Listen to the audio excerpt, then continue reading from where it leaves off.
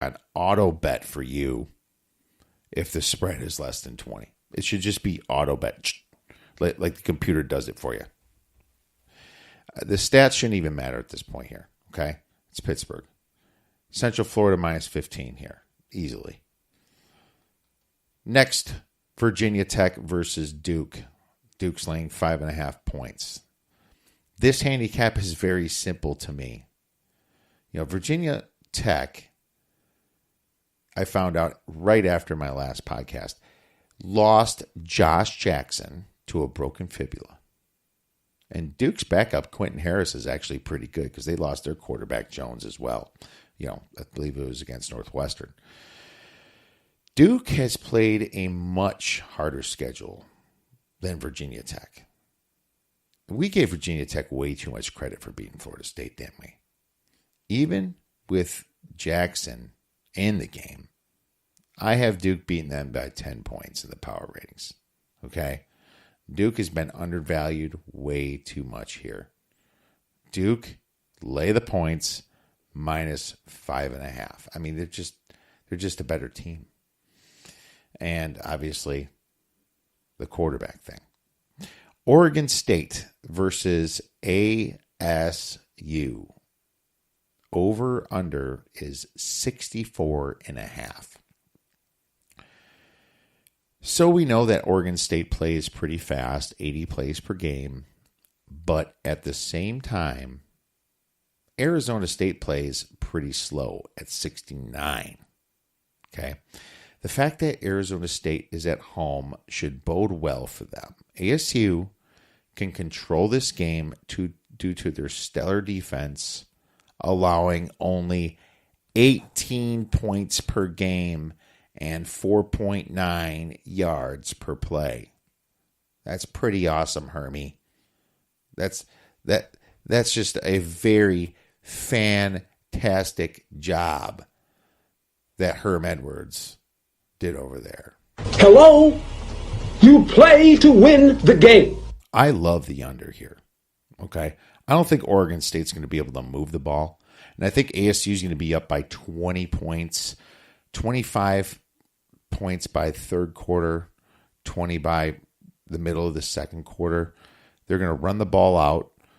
I think the under is going to hit very easy in this game. I'm taking under 64.5 points. Texas versus Kansas State. The over-under is at 47.5. Kansas State seems really bad this year. The worst I've seen in a long time. When they played ranked teams, they failed to score over 10 points this year. Texas has a decent defense, holding teams to 21 points per game, and they played a decent schedule with TCU, Maryland, and USC on it. Texas is also looking ahead to Oklahoma. I doubt that they want to get too cute here. So I'm not going to get too cute on the spread because we know Bill Schneider at home, anything within 7 or above 7, you usually fire on Kansas State. I don't even want to mess with that, especially because it's the look-ahead spot. I think Texas wins this game. Let's just say 23-16, 23-13, whatever. Boring game. I'm taking the under 47.5. I think that's a very good play right here. And I think that this might be my favorite under of the week. Some other quick plays. You have UAB minus 17 versus Charlotte. I'm taking UAB. Charlotte has a QB injury as well.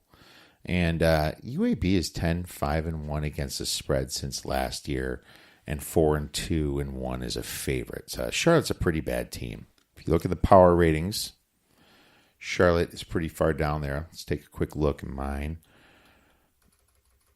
I have Charlotte at like 123. Ugh. They're pretty bad. So, this is a simple power ratings play. BYU plus 17.5 we're taking, and a money line sprinkle against Washington. BYU, they're a much better team than people think this year. They can carry the ball and they can run the clock. You saw ASU keeping it close at Washington. I think BYU has a shot at keeping this close and possibly even winning this game outright. Now, I'm biased, right? They beat my Badgers, but they executed extremely well that game, after seeing Washington, they lost to Auburn, but then we found out Auburn's offense isn't that great this year. Their defense is, but their offense isn't. I think that it's very possible that BYU keeps it within 17 points. I think they would keep it within 14 points. Personally, I really love this play. The over-under is pretty low at like 44, 45 points. So, something's off right there. Ohio, -13 versus UMass. Another nice quick one for you. UMass has some serious QB issues. Both Andrew Ford and Ross Comas got injured last game, and I think they're out. UMass is not a good team. The power ratings without the quarterback injury is 11 or 12. With the quarterback injury, I would have to take this up to 16. Ohio -13 for a quick play. And some other games. Ohio State versus Penn State. Huge game. Can't wait to watch it, right? So I'll be focused on this game now. As a Big Ten specialist, I have Ohio State by like a point.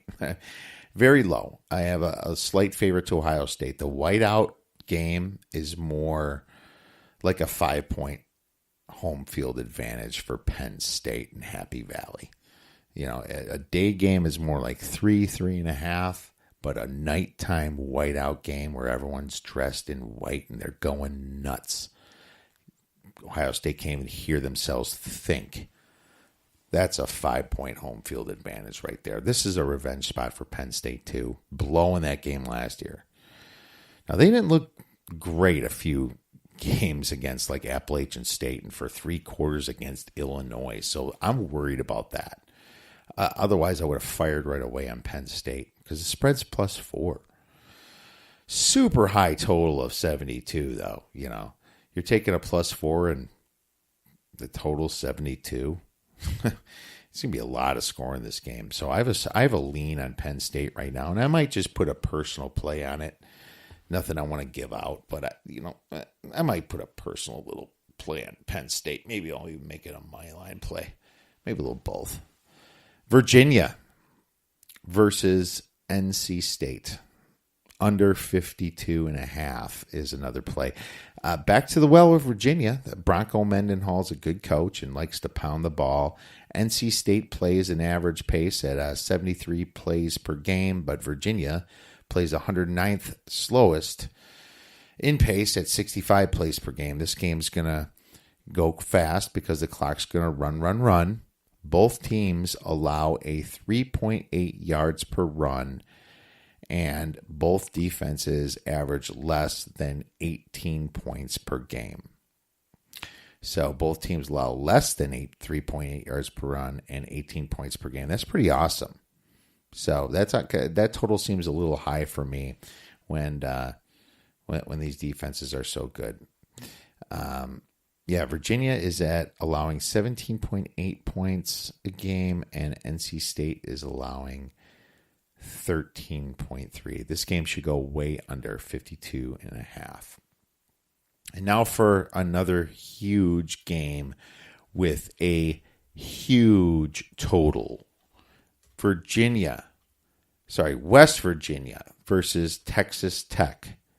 Plus 4.5. Texas Tech's a home dog, getting 4.5 points against West Virginia. Came in with all this hype. Okay. It's evident to me that Texas Tech is in a letdown spot here after beating Oklahoma State. Okay. But it's also very evident to me that West Virginia hasn't played anybody. Okay. I think Texas Tech is better than Ole Miss and would beat them if they replayed that brutal game, that first game that Ole Miss scored right in the beginning, kickoff return, blah, blah, blah. Both teams have a very high-powered offenses, right? good efficiencies.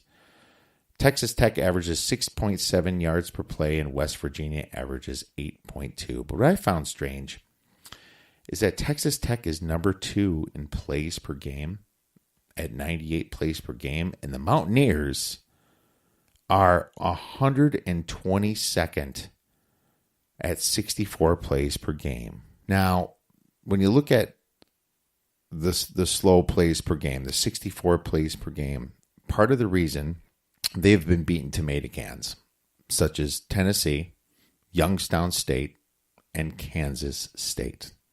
Okay? Yeah, Tennessee's terrible. And West Virginia has had the 95th hardest schedule compared to Texas Tech Red Raiders at the 21st hardest schedule. The power ratings have West Virginia as a slight favorite on a neutral field. So in this instance, you have to go with the home dog. I also might be taking the under in this game because both defenses show pretty well so far, but I haven't had the balls to do that yet. They're going to be throwing a lot, whoever's down. But we'll see how high that thing goes, first of all. But what I'm doing is we are taking Texas Tech plus 4.5. And we are taking a money line sprinkle for a unit. You guys like that? You like that sprinkle sound? Kind of feminine, isn't it? Purdue versus Nebraska is a premium play. Arkansas versus Georgia Southern is a premium play. Northern Illinois is an versus Eastern Michigan is a premium play. And Louisiana Monroe versus Georgia State is a premium play. And if you're interested, please become an Oddsbreaker member by being a Patreon subscriber for only $12.99 a month. Let's get into the Sharp Money Report. Georgia Tech 2 -28 against Bowling Green. There's about a 23% discrepancy. 75% of the tickets are on Georgia Tech, but 98% of the money is on Georgia Tech. UCLA and Colorado. 42% of the tickets are on UCLA, but 78% of the money is on UCLA. That spread went from plus 11 to plus 8.5. 36% difference. Memphis versus Tulane, a Thursday game. The tickets are on Memphis at 78%, but the money's more on Tulane at 59%. There's a 37% difference right there. That's pretty interesting. Indiana versus Rutgers. 76% of the tickets are in Indiana, but 63% of the money is on Rutgers. Pretty big difference there. Oklahoma State versus Kansas. 75% of the tickets are on Oklahoma State, but 73% of the bets are on, or of the money is on Kansas. That's a 48% difference there. Virginia versus NC State. 49% of the tickets are on Virginia, but 81% of the money's on Virginia. Sharp side Virginia, 32% difference. Louisiana Monroe at Georgia State. 74% of the tickets are on Louisiana Monroe, but only 28% of the money. Now, I disagree with that one.